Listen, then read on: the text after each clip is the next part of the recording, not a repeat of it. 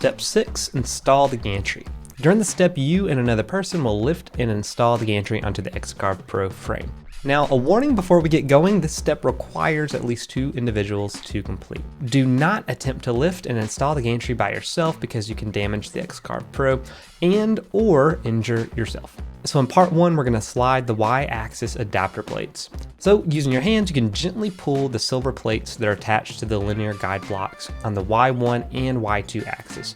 You're going to pull these towards the front of the machine until they are within a ½ inch from the end cap. The next part is to tighten the Y2 axis. Slide the Y2 axis towards the center of the machine. The holes in the Y2 axis are slotted to allow the axis to move from left to right. You're only going to move this a small distance, and it's going to make it easier to install the gantry. Tighten the first cross member on the Y2 axis to hand tight using a 4mm Allen key.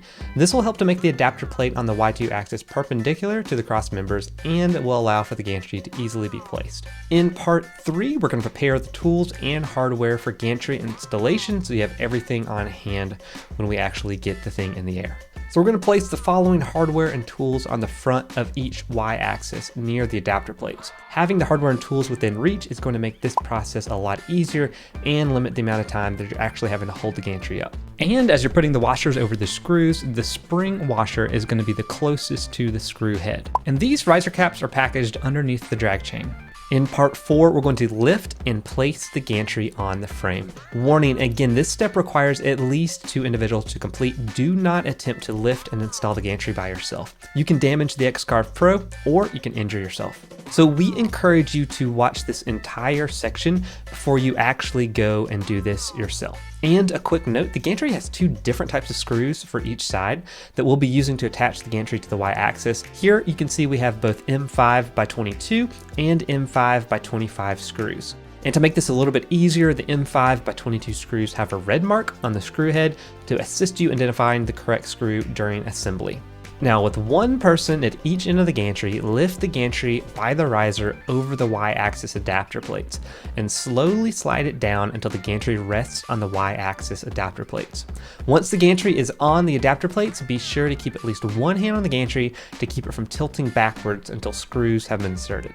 Now, with the gantry properly seated, the machined face of the gantry plate will make contact with the linear guide blocks. While still holding the back of the gantry, you can install the M5x22 and M5x25 screws. You can use your free hand or a 4mm Allen key to screw them in. So the screws do need to be threaded onto the Y-axis, but they do not need to be tightened. And finally, ensure both machined pads are contacting the block before fully tightening the screws. In our final part 5, we're going to tighten the gantry screws using the torque wrench.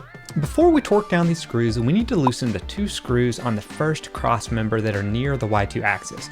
This will allow the Y2 axis to slide more easily and allow proper alignment to the gantry when the Y2 riser screws are torqued down.